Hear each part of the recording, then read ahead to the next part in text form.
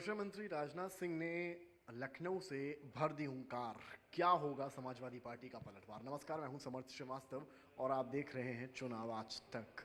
ये रण लखनऊ बेहद दिलचस्प हो गया है। एक और अमेठी में स्मृति ईरानी नामांकन भरती हैं तो वहां कांग्रेस दफ्तर के गलियारों में चर्चा और इंतजार राहुल गांधी का होता है, तो वहीं लखनऊ में जब रक्षा मंत्री राजनाथ सिंह एक रोड शो निकालते हैं और उसके जरिए कहीं ना कहीं बीजेपी शक्ति प्रदर्शन करती है, क्योंकि उस रोड शो में उस रथ पर केवल राजनाथ सिंह सवार नहीं होते हैं बल्कि यूपी के मुख्यमंत्री योगी आदित्यनाथ, उत्तराखंड के मुख्यमंत्री पुष्कर सिंह धामी, डिप्टी सीएम दोनों ही यानी केशव प्रसाद मौर्य और ब्रजेश पाठक के एक साथ आते हैं। तो जब निकलता है रोड शो बीजेपी दफ्तर से तो हर ओर केवल और केवल भगवा ध्वज नजर आते हैं, बीजेपी के ध्वज नजर आते हैं और कार्यकर्ता जय सिया राम के जय घोष के साथ मानो अयोध्या के राम मंदिर को भुलाने की कोशिश और राजनाथ सिंह के चेहरे के जरिए आगे बढ़ने की लखनऊ में कवायद की कोशिश हो। रथ यात्रा लगभग आधे घंटे लेती है। बीजेपी ऑफिस से निकलकर पहुंचने में कलेक्ट्रेट आधे से पौन घंटा पूरे रथ को लगता है, जिसमें मुस्कुराते हुए कॉन्फिडेंट नजर आते हैं राजनाथ सिंह। हाथ वेव करते अपने कार्यकर्ताओं की तरफ निकलते हैं तो एक बात साफ होती है कि राजनाथ सिंह आत्मविश्वास से परिपूर्ण है। तो वहीं मुख्यमंत्री योगी आदित्यनाथ भी नई भूमिका में नजर आते हैं, जहां वो ट्रैफिक हटवाते भी नजर आते हैं। कहीं ना कहीं एक मार्गदर्शक के तौर पर, एक सारथी के तौर पर मुख्यमंत्री योगी आदित्यनाथ को देखा जाता है। तो वहीं उत्तराखंड के सीएम पुष्कर धामी आते हैं, यानी कि बीजेपी दिखाना चाहती है कि हर ओर से पार्टी एकजुट है और कोई भी बड़ा कैंडिडेट जिसका नॉमिनेशन होगा उसमें इस तरह का शक्ति प्रदर्शन होगा। आप अगर जयवीर सिंह की बात कर लें मैनपुरी में, वहां भी मोहन यादव आते हैं। आप अगर स्मृति ईरानी की बात कर लें तो वहां भी आज मोहन यादव पहुंचते हैं, एमपी के सीएम हैं। और आज जहां पर राजनाथ सिंह का नामांकन होता है वहां उत्तराखंड के मुख्यमंत्री पुष्कर धामी पहुंच जाते हैं और योगी आदित्यनाथ एक मुख्यमंत्री के तौर पर रहते ही रहते हैं।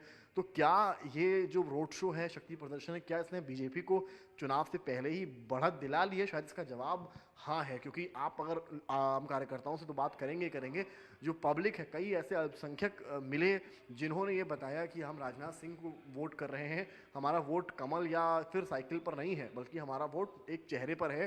पहले वो चेहरा शायद पुराने लखनऊ के लिए ज़्यादातर एक अटल बिहारी वाजपेयी का हुआ करता था, लेकिन अब वो चेहरा शायद राजनाथ सिंह का हो गया है। हालांकि कई अल्पसंख्यक थे जो आए थे और कहीं ना कहीं राजनाथ सिंह के सपोर्ट में थे। बात अगर आप रविदास मल्होत्रा की करेंगे तो रविदास मल्होत्रा तो राजनाथ सिंह को ही आउटसाइडर बता रहे हैं, जो कि समाजवादी पार्टी के प्रत्याशी हैं।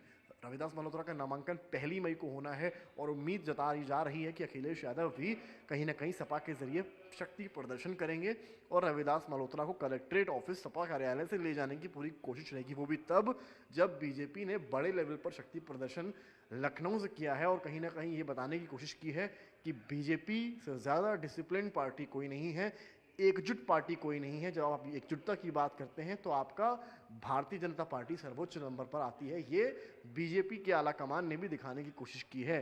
तो कहीं ना कहीं लखनऊ में राजनाथ सिंह का रोड शो जो है वो एक बात तो साफ करता है कि मुकाबला बेहद कड़ा लखनऊ में नहीं कहा जा सकता है, बढ़त है राजनाथ सिंह को।